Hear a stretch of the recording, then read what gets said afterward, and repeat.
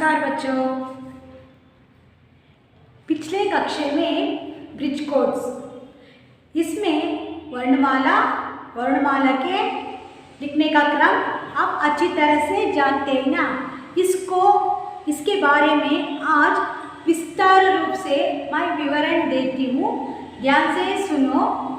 बाद में मैं इसके बारे में प्रश्नोत्तर देती हूँ। इस प्रश्नोत्तर को आपके क्लास वर्क में लिखो। पहला, आज का टॉपिक आपके पाठ्य पुस्तक में है। इस पाठ्य पुस्तक में पहला टॉपिक लेसन नंबर 1 पार्ट ये वर्णमाला।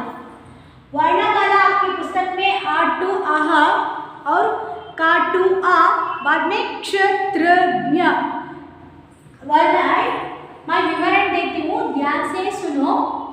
वर्णमाला, वर्ण यानी अक्षर या ध्वनि को हम कहते हैं वर्णमाला। वर्णमाला यानी अक्षरों का, इधर अक्षर है ना, इस अक्षरों का समूह को हम कहते हैं वर्णमाला। ध्यान से सुनो, वर्ण यानी अक्षर या शब्द, इसको हम कहते हैं वर्ण। वर्ण यानी क्या? अक्षर या ध्वनि। ध्वनि को हम क्या कहते हैं? वर्ण कहते हैं। वर्णमाला यानी अक्षरों का समूह को हम कहते हैं वर्णमाला। वर्णमाला दो प्रकार होते हैं। कितने प्रकार होते हैं? वर्णमाला दो प्रकार होते हैं। पहला स्वर, दूसरा व्यंजन। वर्णमाला कितने प्रकार होते हैं? वर्णमाला दो प्रकार होते हैं। पहला स्वराक्षर, दूसरा व्यंजन अक्षर। आप सब जानते हैं स्वरों की संख्या 11। आ से औ तक अक्षरों को हम कहते हैं स्वराक्षर। स्वराक्षरों की संख्या कितने बच्चों? स्वराक्षरों की संख्या 11 अक्षर। अगला व्यंजन। व्यंजनों की संख्या 33। व्यंजनों की संख्या 33।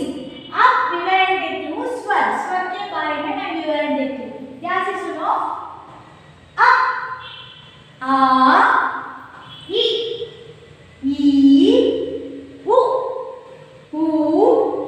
ऋ, ये, आई, वो, औ। आ से आहा तक स्वराक्षर।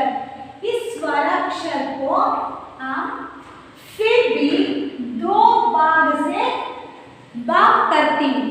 पहला ह्रस्व स्वर, पहला प्रकार ह्रस्व स्वर, दूसरा दीर्घ स्वर। क्या है ह्रस्व स्वर?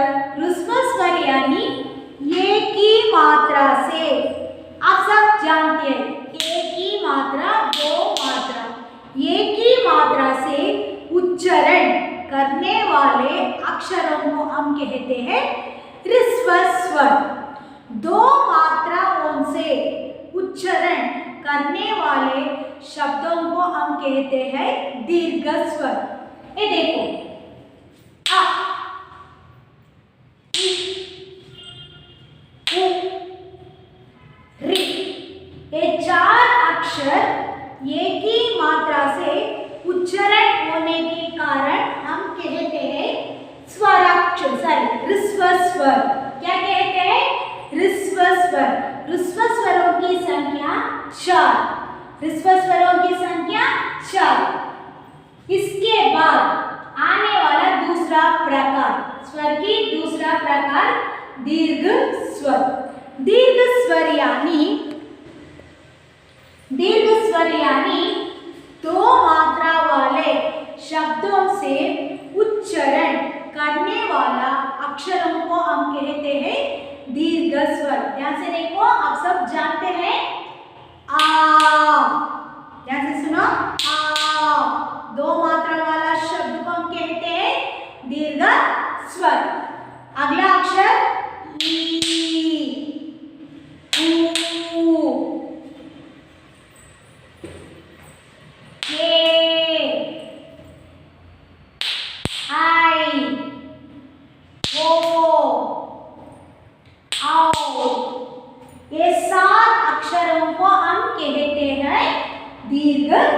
स्वर।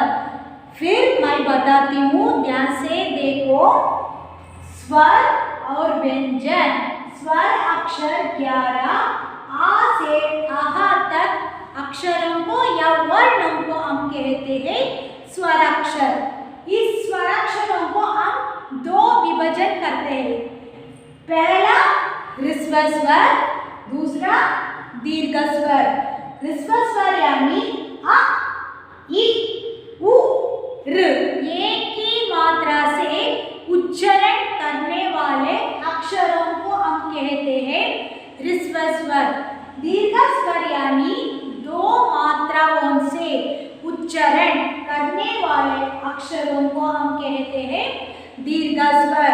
ह्रस्व स्वरों की संख्या 4, दीर्घ स्वरों की संख्या 7। स्वर, स्वर यानी स्वतंत्र रूप से उच्चारण करने वाला अक्षरों को हम कहते हैं स्वराक्षर। स्वतंत्र रूप से उच्चारण करने वाला अक्षरों को हम कहते हैं स्वराक्षर।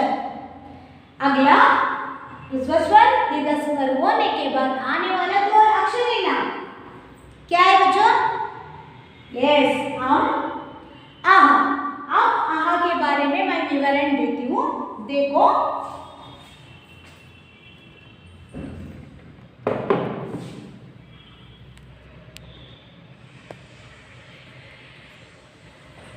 इधर देखो बच्चों,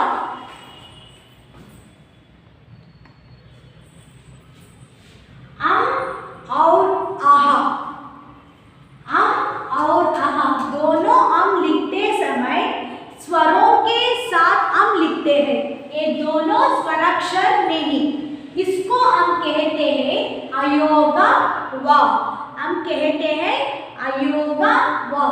आपको अनुस्वार, आहा को विसर्ग, इन दोनों को उच्चारण करते समय स्वरों से पहले और व्यंजन अक्षरों के बाद में आप उच्चारण करते हैं। इन दोनों को हम कहते हैं अयोगा व अक्षर कहते हैं।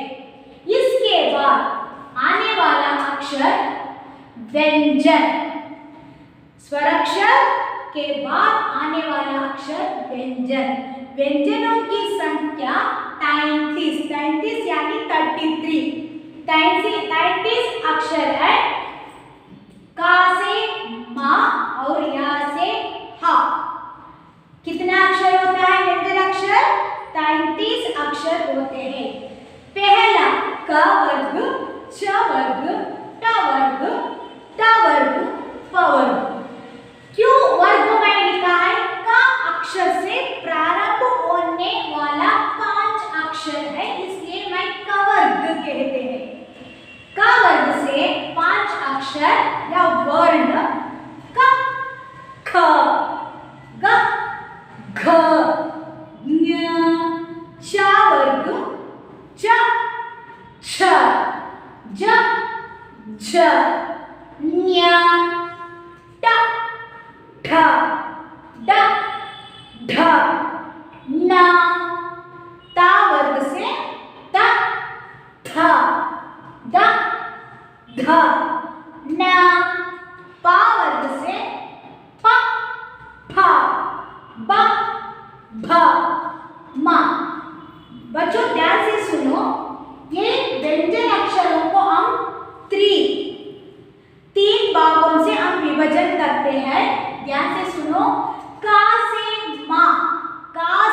मा तक अक्षरों को हम कहते हैं, इधर देखो स्पर्श व्यंजन। इधर 35 अक्षर, 35 यानी 25 लेटर्स। का से मा, क, ख, ग, घ, ञ, च, छ, ज, झ, ञ, ट, ठ, ड, ढ, न, त, थ, द, ध, न, प, फ, ब, भ, म। ये 35 अक्षरों को हम कहते हैं स्पर्श व्यंजन। स्पर्श व्यंजन यानी मुंह से, मुंह के अंदर आने वाले भागों से उच्चारण करने वाले अक्षरों को हम क्या कहते हैं?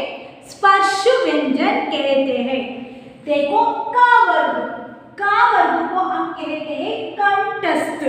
कंठस्थ यानी कंठ से उच्चारण करने वाले अक्षर को हम कहते हैं कंठस्थ अक्षर। इधर आपका उंगली से उच्चारण करो, क, ख, ग, घ, न्या, फिर ख, ख, घ, घ, न्या।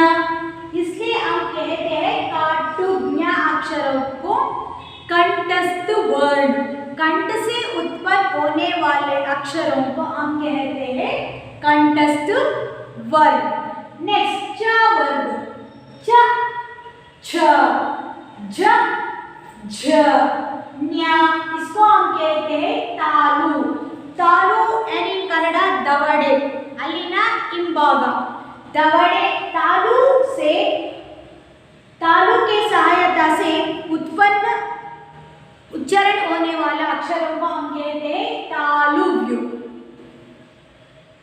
च, उच्चारण देखो, च, छ, झ, झ, न्या, छ, छ, झ। आपका चिप देखो, छ, छ, झ, झ, न्या। इसको तालु से उत्पन्न होने वाला अक्षर च वर्ग। नेक्स्ट अगला ट वर्ग। ट वर्ग यानी मूर्ध व्यंजन अक्षर कहते हैं। ट मूर्धन मीन्स ನಾಲಿಗೆಯ ಮಧ್ಯಭಾಗ, ನಾಲಿಗೆಯ ಮೇಲ್ಭಾಗ ಅಂತವಲ್ಲ, ಅದರ ಮಧ್ಯಭಾಗ ಟ, इसको मूर्धन कहते हैं। ट, ट, ट, ट, ढ, ढ, न। नेक्स्ट पा वर्ग, उसको त वर्ग को उच्चारण करते समय दंतों की सहायता से उत्पन्न करते हैं। त, थ, थ, ध, ध, न, त, थ, ध, ध, न। नेक्स्ट वर्ग वोस्ट यानी लिप्स। प, प, ब, ब, म, प, फ, ब, भ, म। इसी तरह आप भी घर में इन व्यंजनाक्षरों को उच्चारण कर अभ्यास करो बच्चों। का से मा तक, इसको हम कहते हैं का से मा तक अक्षरों को हम कहते हैं स्पर्श व्यंजन। स्पर्श व्यंजन यानी कंठ, तालु, मूर्धन, दंत, ओष्ठ, इसके सहायता से उच्चारण करने वाले अक्षरों को हम कहते हैं, क्या कहते हैं? स्पर्श व्यंजन कहते हैं। उसके बाद आने वाला अक्षर य, र, ल, व, ये चार अक्षरों को भिन्न भिन्न स्तर से तालु, कंठ, मूर्धन, दंत, इसके द्वारा आप उत्पन्न करने वाले, उच्चारण करने वाले अक्षरों को हम कहते हैं अंतस्थ व्यंजन।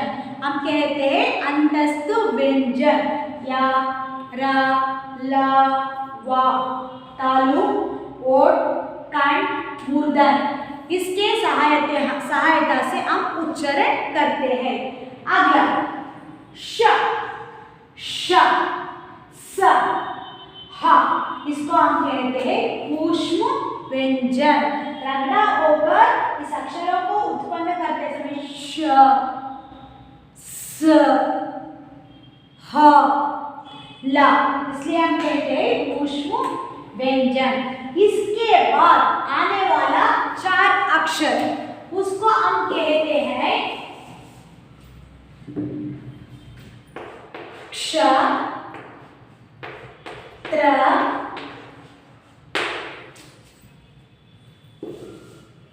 ञ और श। इन 4 अक्षरों को हम कहते हैं संयुक्त। इन 4 अक्षरों को हम कहते हैं संयुक्त व्यंजन अक्षर। देखो, क्ष, त्र, ज्ञ, श्र। इसके बाद या, र, ल, व, श, श, स, ह अक्षर के बाद आने वाला 4 वर्णों को हम कहते हैं, क्या कहते हैं? संयुक्त अक्षर कहते हैं।